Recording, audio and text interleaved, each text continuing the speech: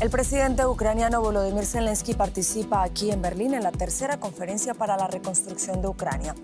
En la capital alemana ha pedido suministrar a su país más sistemas de defensa aérea. Con esta noticia comenzamos el informativo en Deutsche Welle. Yo soy Carol Guerrero, los saludo desde Berlín. Arrancamos con titulares. El presidente de Ucrania también ha pedido en Berlín ayuda para reconstruir el sector energético de su país, destruido por los constantes bombardeos rusos. Por su parte, el canciller Olaf Scholz aseguró que Alemania no dejará de realizar esfuerzos para seguir apoyando a Kiev. Hamas y la Yihad Islámica enviaron su respuesta al plan de alto el fuego presentado por el presidente de Estados Unidos, Joe Biden, aunque han planteado enmiendas que, según la Casa Blanca, están siendo estudiadas por Washington. Francia rompe un tabú político. El líder del Partido Conservador, los republicanos, está dispuesto a colaborar con la extrema derecha de Marine Le Pen antes de las elecciones anticipadas del 30 de junio.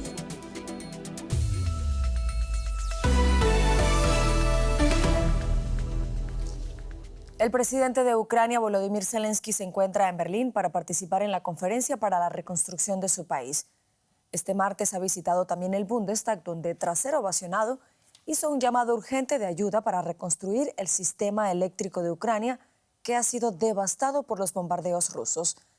Asimismo, ha pedido más armamento para defender su territorio de la agresión rusa.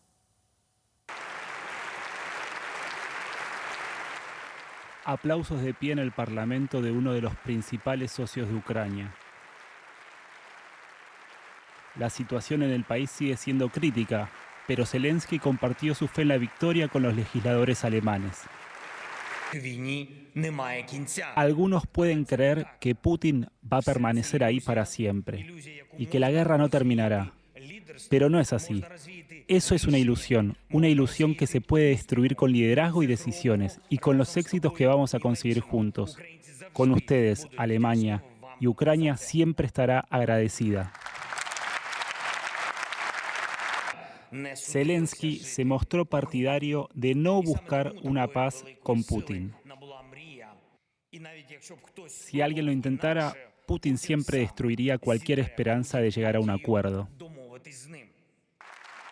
Un parlamento muy concurrido, a pesar de que la ex izquierdista Sara Wagenknecht y la ultraderecha de la AfD, que simpatizan con Rusia o están contra la guerra, boicotearon el discurso.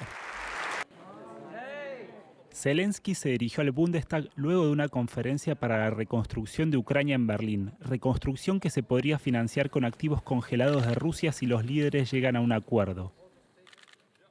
El presidente ucraniano no se fue con las manos vacías. Se llevó la promesa de más armamento alemán. Así se lo plantearon mientras visitaba las tropas ucranianas que están siendo entrenadas en Alemania para manejar los sistemas antimisiles Patriot, vitales para que Kiev localice y derribe los misiles rusos, lo que los convierte también en objetivos. Alemania entregó 2 sistemas Patriot hasta ahora y promete enviar uno más, muy poco para Zelensky. Si fuera posible enviar más equipos a Ucrania para defender los Patriot, yo lo apoyaría. Por ahora, Alemania solo enviará misiles para los Patriot que ya están en Ucrania. Y nuestra analista política Paola Álvarez acude también a esta conferencia para la reconstrucción de Ucrania y desde ahí nos ha contado más detalles sobre los temas que se discuten en este encuentro. Hoy entre estas paredes se habla sobre todo de dinero y no solamente de los 1.900 millones de euros que Ursula von der Leyen ha prometido liberar cuanto antes otra vez de los fondos europeos. Se habla sobre todo del futuro de inversiones privadas, de los miles y millones de euros que harán falta para reconstruir Ucrania una vez que termine el conflicto. Olaf Scholz ha dicho hoy aquí que el futuro de Ucrania está en Europa. Ha hablado de su gran potencial en cuanto a energías renovables, en tecnologías, en inteligencia. Son formas de hacer atractivo el país para esos futuros inversores que se han reunido hoy también aquí. Por supuesto, el viaje de Zelensky le da a toda la conferencia una dimensión política, también por esa intervención ante el Bundestag ligeramente eclipsada por ese boicot que ha querido imponer la ultraderecha y la izquierda populista de Sara Wagenknecht. Es una crítica que vienen repitiendo, la de que Zelensky y Scholz, con sus posturas triunfalistas en este conflicto, no están dejando espacio a unas discusiones de paz realmente viables. De eso acusa acusan a Scholz y a Zelensky, de los que dicen están potenciando así una escalada militar en Europa. Es aún así una minoría. La mayoría del Bundestag ha aplaudido al presidente ucraniano, que hoy ha dicho que ya ha pasado el tiempo de los compromisos y es el momento de los actos. No van a salir de aquí esos actos, pero sí de la agenda de las próximas semanas. Esa cumbre del G7, la de la OTAN, la cumbre de la paz en Suiza van a marcar el resto del mes de junio. Será en esos foros donde Zelensky pueda pedir de nuevo y ante el público adecuado que se pase de las palabras a los hechos, en concreto, como ha vuelto a insistir hoy aquí, que se le den más defensas antiaéreas y más fluidez en las ayudas económicas. Cambiamos de tema, vamos ahora a Oriente Medio porque la milicia islamista Hamas envió a los mediadores de Egipto y Qatar su postura sobre el plan de alto el fuego propuesto por Estados Unidos. Fuentes al tanto de la negociación indicaron que la organización reclama un alto al fuego total, así como la retirada de las tropas israelíes de Gaza, incluida Rafah. Hamas, considerada una organización terrorista por la Unión Europea, publicó un comunicado conjunto con la milicia Yihad Islámica en el que reclaman el fin de toda agresión. Según una fuente de las negociaciones, estas proseguirán bajo el paraguas de los mediadores Egipto, Qatar y Estados Unidos.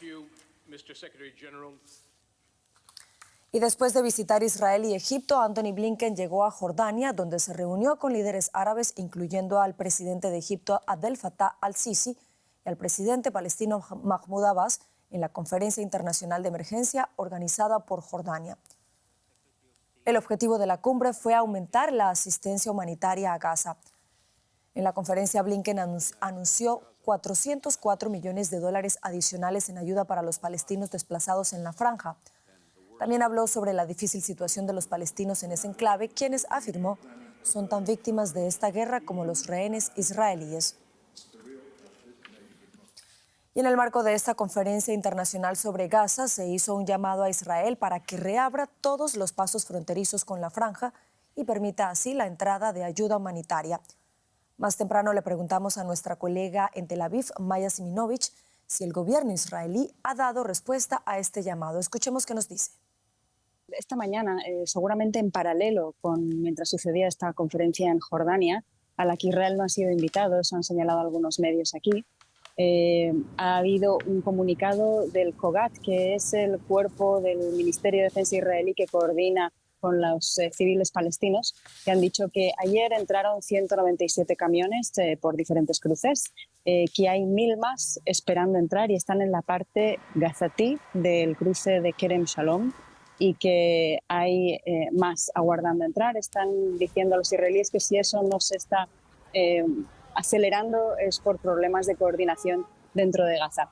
Así que esa es la noticia, que hay víveres y todo tipo de ayuda entrando, en camino y esperando. Lo que pasa es que la ONU dice que 197 camiones no es nada, lo que ellos necesitan al día son por lo menos 600. Por lo tanto, sigue habiendo una situación de carestía muy grave. Vamos ahora a los Estados Unidos porque allí un jurado del estado de Delaware declaró este martes culpable a Hunter Biden, hijo del presidente Joe Biden, por 3 delitos relacionados con posesión de armas ocurridos en 2018.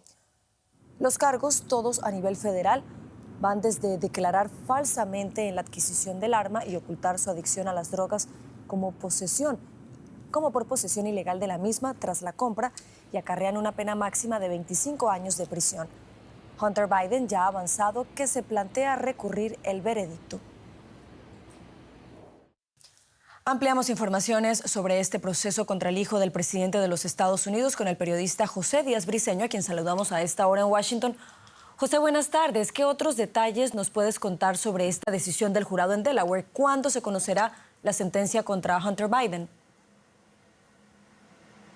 La jueza que lleva este caso en la Corte Federal de Delaware programó casi dentro de los próximos 4 meses la sentencia que pudiera salir de este hallazgo de culpabilidad en contra del hijo del presidente Biden.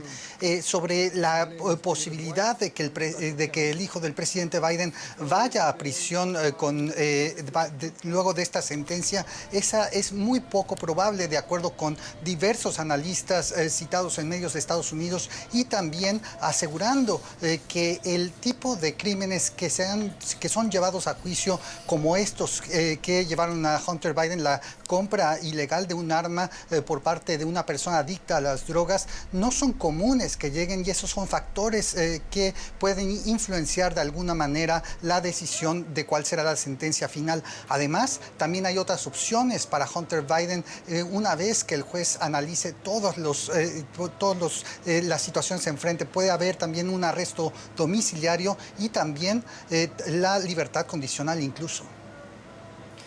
Bueno, José, pero de cualquier manera estamos hablando del hijo del presidente. ¿Cuál es el impacto que este caso puede tener en la campaña electoral de Joe Biden, que como bien sabemos aspira además a la reelección?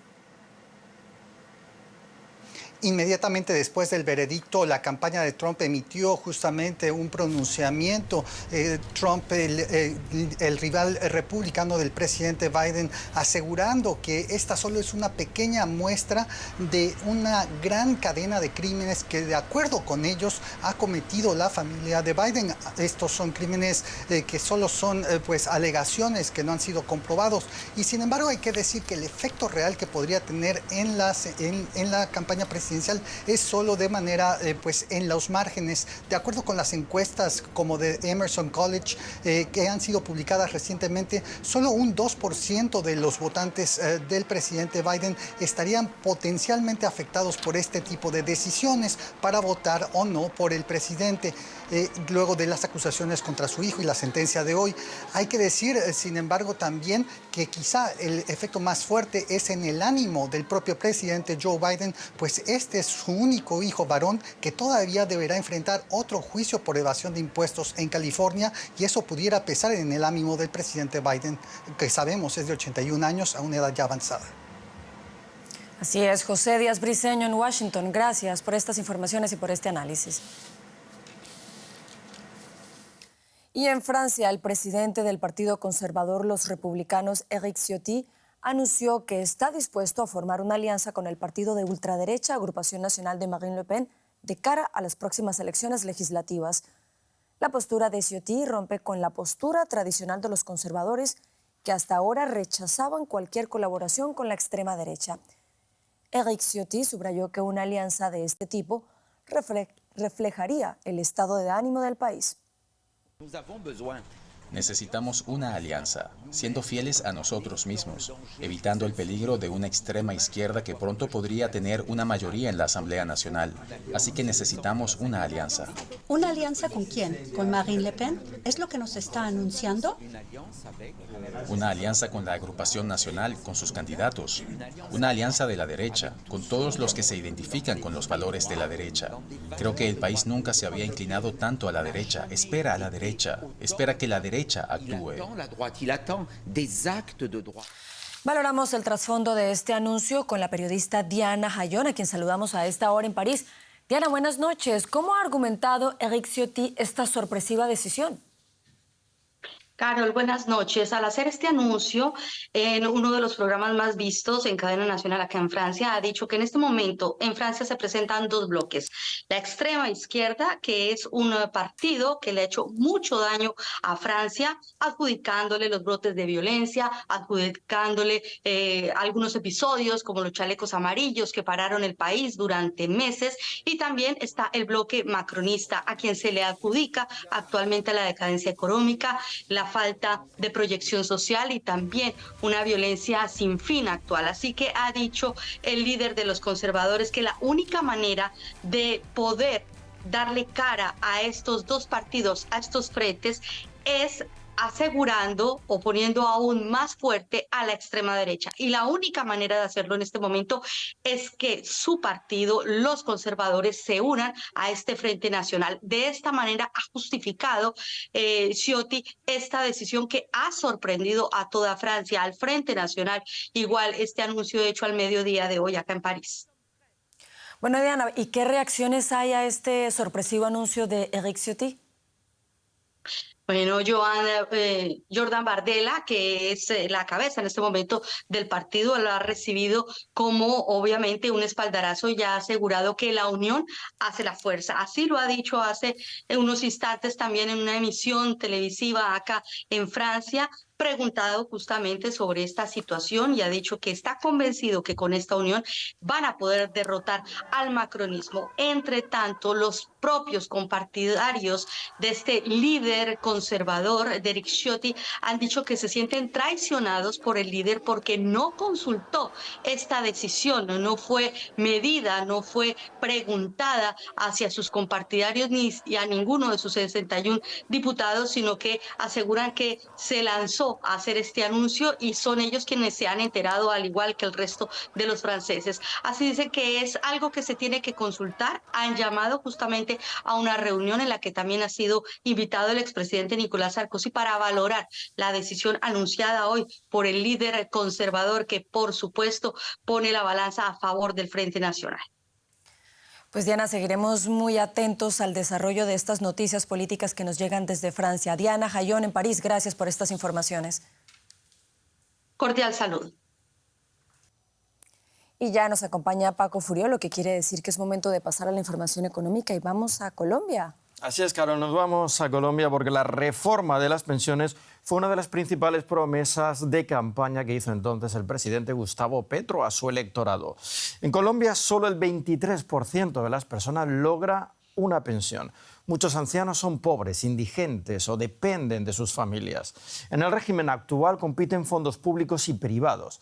El gobierno propone ahora un sistema de pilares que juntará los sectores públicos y privados para garantizar el derecho a la pensión de millones de colombianos, siempre y cuando la reforma sea aprobada en el Congreso. La profesora Gloria pensó que la pensión que cotizó durante más de 26 años le permitiría tener un retiro tranquilo. Esperaba un ingreso mensual similar al de sus últimos años como docente. Sin embargo, su pensión es menor al 30%, unos $300 al mes. Llegar a la realidad del primer pago de lo que nos iban a pagar fue muy triste porque no compensa con el trabajo que uno tuvo, las semanas que cotizó, el esfuerzo que hizo en el colegio y trabajó toda la vida para recibir tan poquito dinero, ¿no? A mandar eso. La profesora Gloria comenzó aportando a Colpensiones, el fondo público de pensión, pero un asesor la convenció de mover sus aportes a un fondo privado. Conozco muchas personas que están en Colpensiones, que inclusive trabajaron menos tiempo que yo, y están bien pensionadas, están bien y están tranquilas, no están pensando, no me va a alcanzar, no tengo para esto, porque pues están bien. Los colombianos que cotizaron a fondos privados obtienen pensiones más bajas, una consecuencia de la reforma que se hizo hace 30 años. Eso es lo que quiere decir congruo. Aquí lo pusieron a competir con un régimen de ahorro individual que demostró que no satisfacía las capacidades ni del Estado ni de nadie. Estaban empezando a pensionar a la gente con unas pensiones que ni siquiera llegaban al salario mínimo. El régimen pensional que propone el gobierno de Gustavo Petro funciona con pilares y permite que los fondos públicos y privados se complementen. Aquí tenemos otra realidad particular. De tal manera que esta reforma está dando una posibilidad de un nuevo esquema, y va a ser un esquema no de supuesta competencia entre un régimen privado y un régimen público, sino un sistema de pilares en el cual el primer pilar va a ser un pilar solidario, porque Colombia hoy tiene casi que en la indigencia a casi 3 millones de colombianas y colombianos. Aportes hasta 2,3 salarios mínimos irían al fondo público y los superiores a un privado. Así, la pensión estatal cubriría solo este primer tramo y el resto el privado. Tiene unas cosas muy positivas. Primero, que el régimen de prima media o el régimen de reparto que administra Colpensiones y los fondos privados se complementen. Nosotros somos un país extraño donde los pusimos a competir. Ese es el primer punto. Segundo, esto implica que se quitan subsidios a las pensiones altas. Y eso está bien. Pero la oposición considera que la reforma podría ser insostenible. Además, deben analizarse aspectos como el umbral de cotización, que es el monto estipulado para cotizar obligatoriamente en el sistema público. Entre las cosas difíciles está el umbral. porque mientras más alto el umbral, más alta la deuda fiscal que vamos a tener. Tal vez no nosotros, pero sí las generaciones futuras, nuestros hijos, nuestros nietos. Está la fecha de implementación. No creo que el país y entidades como Colpensiones estén preparadas para recibir 8 millones de afiliados y empezar a liquidar la pensión al mismo tiempo con los fondos privados. La reforma está en trámite en el Congreso colombiano. La profesora Gloria espera que a las generaciones futuras les vaya mejor. Bastante tiempo. Muchas personas jóvenes que si yo pudiera pararme en la puerta de Porvenir y ver a las personas jóvenes que entran, aconsejarles y decirles no vale la pena, está Colpensiones, por favor, piénsenlo. Y la simulación del tiempo. Sin embargo, la profesora Gloria sabe que es afortunada. Hoy logra una pensión poco más del 20% de los colombianos. Y para saber más sobre esta reforma de las pensiones en Colombia, conectamos con Andrés Álvarez, economista y profesor asociado de la Facultad de Economía de la Universidad de los Andes. Gracias por atendernos. ¿Qué probabilidad hay de que salga adelante esta reforma? La reforma va muy bien porque hubo un consenso sobre lo esencial, como lo que se dijo en el video, que es tener una mayor cobertura, formar un sistema de pilares y hacer algo que permita una inclusión mayor. Sin embargo, hay dos puntos que son difíciles. El primer punto es cuándo va a empezar a recibir ese dinero el sistema público. Ahí hay una controversia importante. Si no se hace un régimen en el cual haya un fondo que administre estos recursos y que genere más confianza, va a ser difícil que la oposición acepte esta reforma tal cual como está. Y lo otro que podría poner en peligro la reforma y que pase en el Senado es que de pronto el presidente ha dicho en algunos momentos que quisieran un pilar público más grande, un umbral de más de 3 salarios mínimos, etcétera, a pesar de que se ha negociado y se ha llegado a un acuerdo de 2.3 salarios mínimos. Entonces, esas son dos cosas que podrían poner en peligro la aceptación de la reforma en el Congreso. ¿Y qué viabilidad económica tiene esta reforma?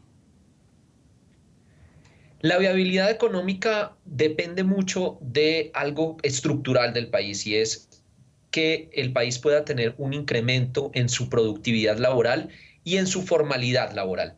Algo que estaba implícito en el video es que ese 25% de personas apenas que se pensionan a la edad de pensión tiene mucho que ver con dos cosas relacionadas con la informalidad.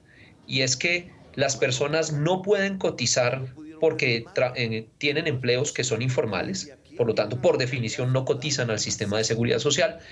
Pero además de todo hay algo que es un fenómeno más importante y es que la gente está moviéndose entre la formalidad y la informalidad, es decir, pasan unos periodos formales, cotizan algo, se vuelven a un sistema informal de trabajo mientras consiguen otro empleo formal, etc.